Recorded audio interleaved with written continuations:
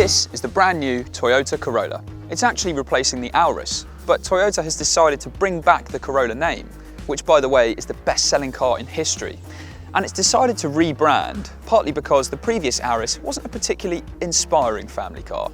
This fresh start for the Corolla name represents a complete ground-up reworking of the Auris. It's now on a new platform, which means new suspension and new steering. It also gets new styling and, perhaps most significant of all, it is now available with two much improved hybrid systems.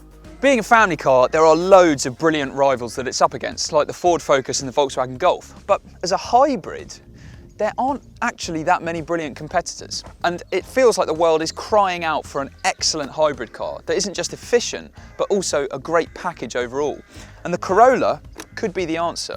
And in this video, we're going to tell you why. But before we do, go to whatcar.com and head to the new car buying section to find the best deals on every new car. And subscribe to our channel to keep up to speed with the latest new car reviews. The Corolla is a fine example of how Toyota is injecting new life into its latest new car designs. So you can see, it's actually a pretty cool looking thing. You've got some nice sharp headlights and loads of angular lines all over the front. I think it's cool, but looks is subjective. So we want to know what you think. Click on the banner in the top right-hand corner of your screen to tell us what you think looks better. The Toyota Corolla, Ford Focus, Volkswagen Golf, or Hyundai Ioniq.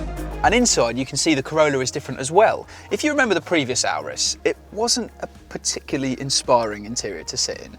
So it was made of rough plastics, it was a bit dull, kind of soulless. But now with the Corolla, it's generally much plusher throughout, sleeker and more interesting to look at. And also the materials used throughout the entire interior are on a par with the Volkswagen Golf. And what's really good is it just feels really solid and built to last.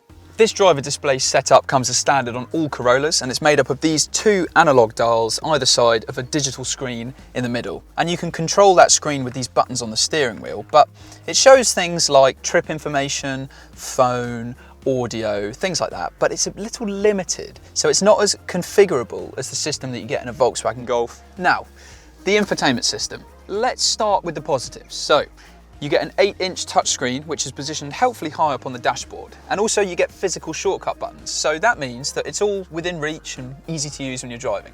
However, what is very distracting is the complicated layout and the really laggy response times. And if you look, you can see the resolution is really, really poor. And on the sat-nav screen, it's really cluttered. All the graphics are really close together and it's just awkward to look at. So it's really distracting, complicated, and just generally frustrating, and nowhere near what you get in a Golf or an Octavia or even a Ford Focus. On top of all that, you can't even get Apple CarPlay or Android Auto even as an option, so you're stuck with Toyota's iffy software.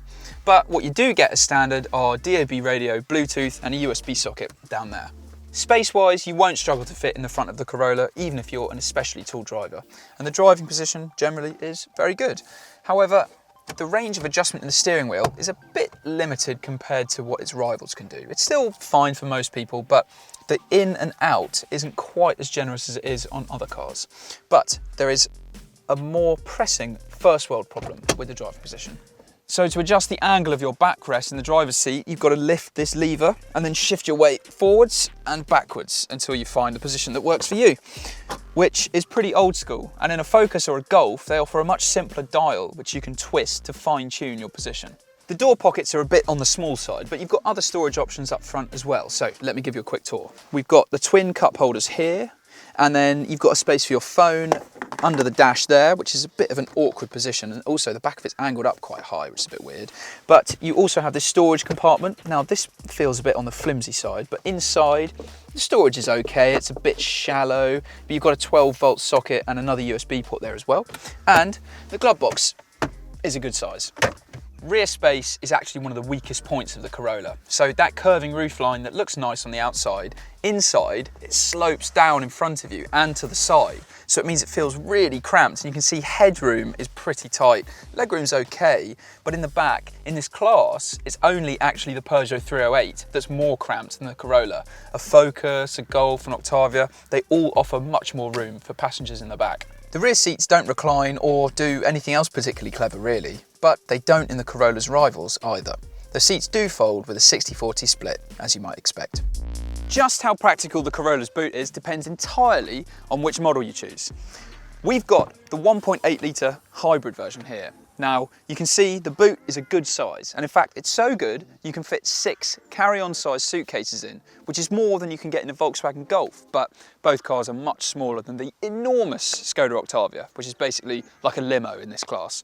But in the 1.8 litre, there's a bit of a lip at the front, which you get in the 1.2 litre petrol boot as well, and the rear seats fold, but they don't fold flat. So there's this huge step in the boot floor as well. And annoyingly, you can't buy a height adjustable boot floor on any model, so that's just something you've got to live with. But at least the boot space you're given is very good. However, if you go for a 2 litre hybrid Corolla, then the boot becomes so small that it's actually smaller than some cars in the class below. Now let me explain. The reason for that is it gets a bigger engine, which means under the bonnet, there's not actually enough room to fit the battery as well. So the battery has to go somewhere, and Toyota have put it in the boot, and that greatly reduces the boot size. So if you go for more power in the 2 litre hybrid, just be aware that you're going to be losing a lot of boot space. However, what you really want to know is just how efficient is the hybrid Corolla, and how do the numbers stack up if you're running one? Well, these are the key things that you need to know about buying and owning a Toyota Corolla. The Corolla is incredibly frugal, especially around town. With this 1.8 litre engine, we managed to achieve 60 miles per gallon in real-world driving conditions. It also has incredibly low CO2 emissions. However, a high P11D value means some less expensive petrol and diesel family cars can be cheaper as a company car. And if you're a private buyer, then it's expensive compared to rivals as well. The same goes for buying on a PCP finance deal. So go to whatcar.com and make sure you're getting the best deal. It might be expensive, but it is stacked with kit. Every Corolla comes with a reversing camera, and even entry-level Icon trim comes with dusk-sensing headlights, dual-zone climate control, adaptive cruise control, heated front seats, and 16-inch alloy wheels. We reckon Icon Tech is the one to go for, keeping the price relatively low while adding things like sat-nav and parking sensors. These powerful LED headlights are fitted as standard across the range, and they're great. In most rivals, you'll either have to pay extra for them or upgrade to a posh trim level. Euro NCAP is yet to crash test the Corolla, but it's highly likely to score the full 5-star safety verdict. That's because automatic emergency braking, lane keeping assist, traffic sign recognition, and automatic high beam assist are all standard, which is very impressive. But it's a bit strange that blind spot monitoring isn't available, even as an option. Toyota's reliability record is truly outstanding. It ranked 3rd out of 31 manufacturers in our latest reliability survey, so you hopefully won't have to visit the garage too much. Now, you can get a 1.2 litre petrol engine in the Corolla, but Toyota reckons 90% of buyers are going to go for one of the 2 hybrid options that are available. We're in the 1.8 litre hybrid, which actually is the same unit that you can get in the Prius. While some hybrids, if they're plug-in hybrids, you have to charge them up from the mains to get the best out of them. The Corolla takes care of all that complicated business itself. So you can drive it like a normal petrol or diesel car, filling it up when you need to. And the car itself will charge the battery, and it does that when you brake. It uses that energy to help charge the battery, and it will also decide when to use the electric motor to help improve efficiency or improve performance. There are a couple of things you can control yourself though. You can put it in EV mode, but you can only do that at low speeds, really around town, and also it will only go into electric mode if there's enough charge left in the battery.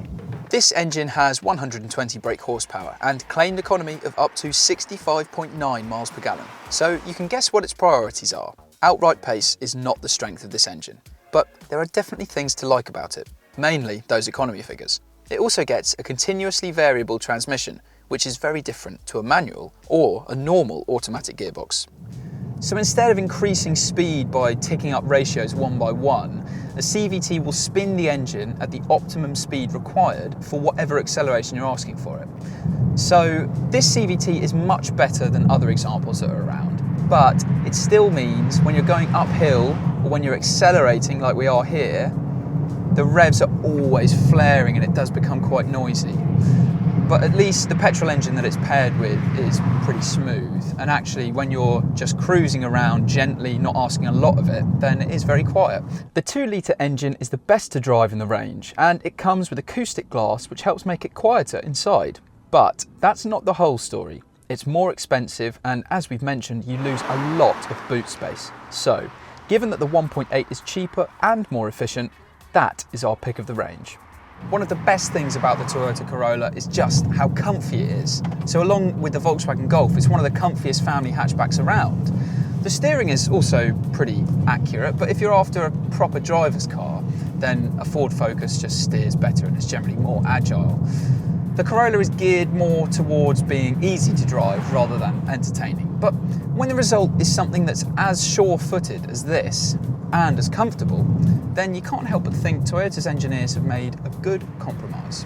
The Hyundai Ioniq and Toyota Prius have odd shapes and small boots and aren't that brilliant to drive. But the Corolla is a good car, first and foremost, that's good to drive and is very practical. So it's nowhere near as compromised as any other hybrid, and that's what makes it so impressive.